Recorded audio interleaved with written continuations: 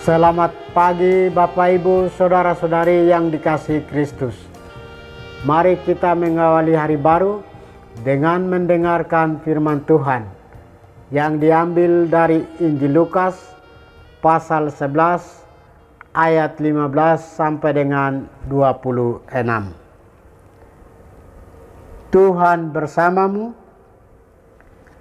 Inilah Injil suci menurut Lukas.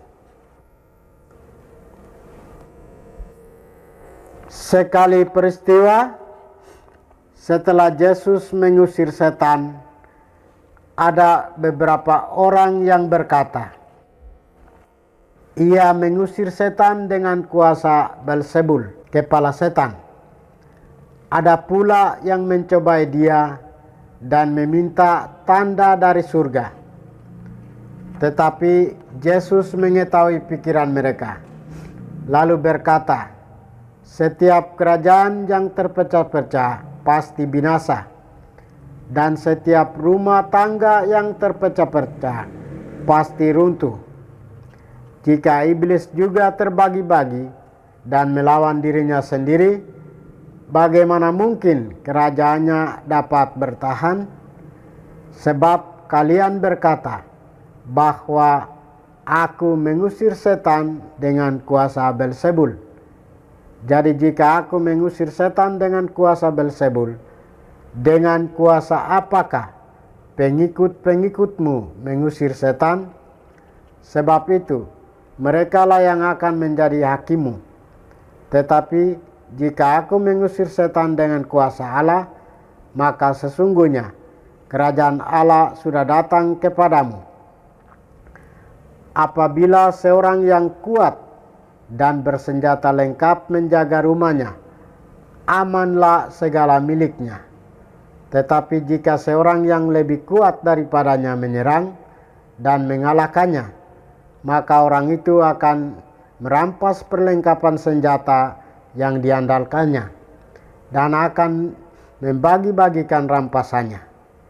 Barang siapa tidak bersama aku, ia melawan daku. Dan barang siapa tidak mengumpulkan bersama aku, ia mencerai-beraikan.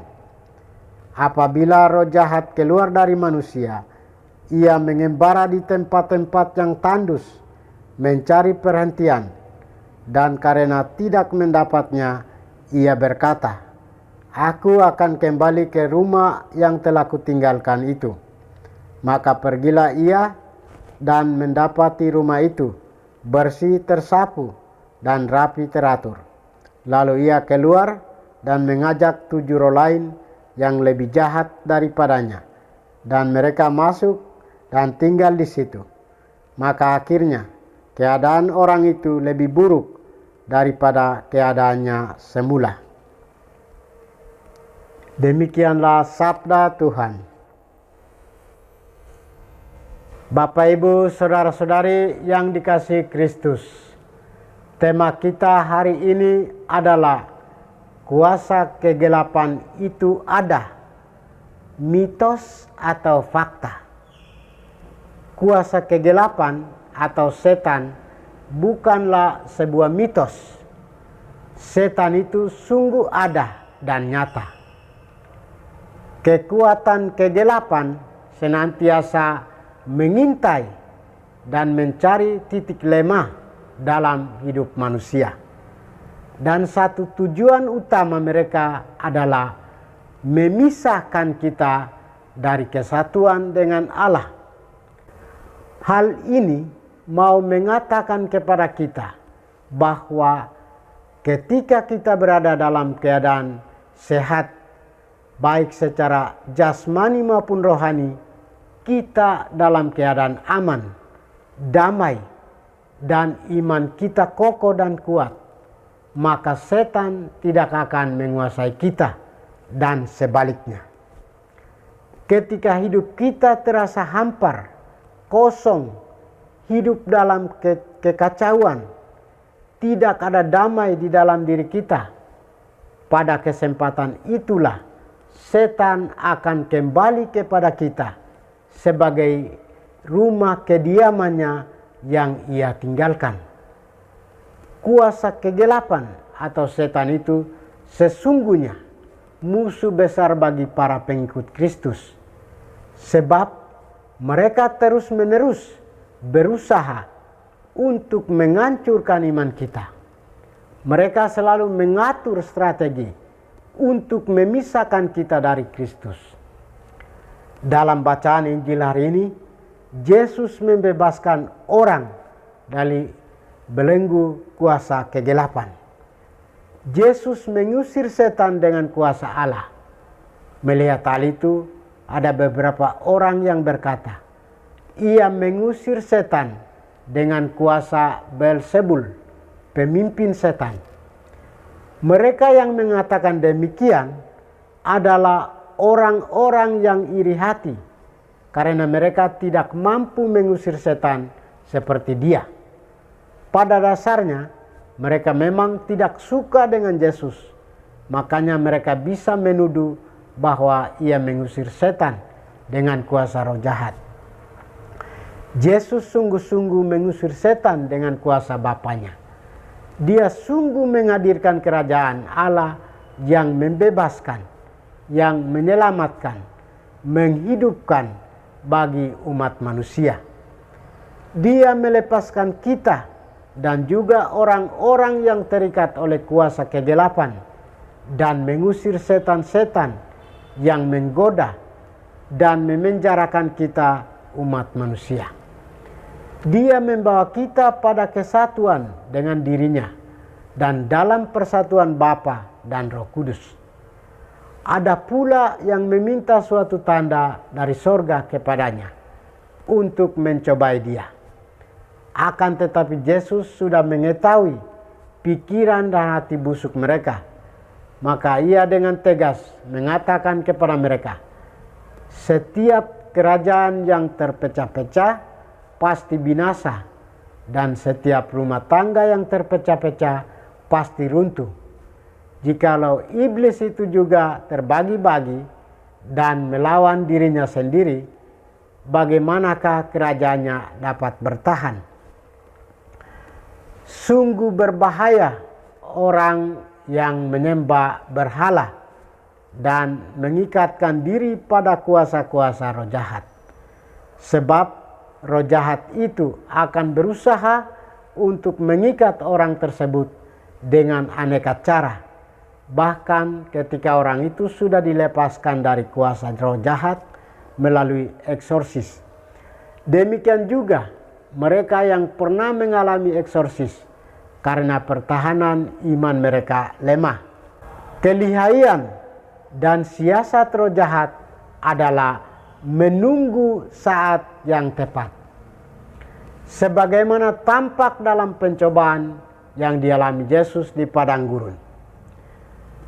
Pengalaman mengatakan kepada kita untuk kita menjaga dan melawan berbagai kuasa roh jahat dan memperkuat iman kita kepada Tritunggal Maha Kudus. Siapa tidak bersama aku, ia melawan aku, dan siapa tidak mengumpulkan bersama aku, ia mencerai-beraikan. Saudara-saudari terkasih, di satu sisi kuasa roh jahat juga memecah belah hidup perkawinan, hidup berkeluarga, dan kehidupan sosial kemasyarakatan kita dewasa ini. Melalui celah-celah kerapuhan kita dan juga anggota keluarga yang paling lemah. Banyak keluarga yang mengalami kehancuran karena tidak tahan dengan godaan-godaan si jahat itu. Begitu juga dalam kehidupan kebersamaan kita secara umum. Kita harus selalu waspada walau kita rajin berdoa. Kita rajin berdoa bukan berarti kita sudah terbebas dari godaan setan atau iblis. Sebab dia selalu dan senantiasa mengintai dan mencari titik lemah kita. Semakin kita rajin berdoa, berdeposi dan lainnya, setan itu semakin bersemangat untuk menjatuhkan dan melepaskan kita dari ikatan Kristus yang mempersatukan kita. Karena itu, benteng kuat yang melawan kuasa roh jahat adalah dengan mengandalkan Tuhan. Kita membuka pintu hati untuk Tuhan bersemayam dalam diri dan hidup kita. Kita tidak bisa mengandalkan diri kita sendiri untuk menghadapinya. Hanya dalam kesatuan dengan Kristus kita mampu menghalau kekuatan kegelapan itu. Ada banyak sarana yang dapat kita gunakan, yakni doa-doa gereja, misalnya doa rosario, membaca sabda Tuhan, menerima sakramen-sakramen, terutama pengakuan dosa dan ekaristi, serta hidup bermoral. Hidup kita rapuh kalau kita mengandalkan kekuatan diri sendiri.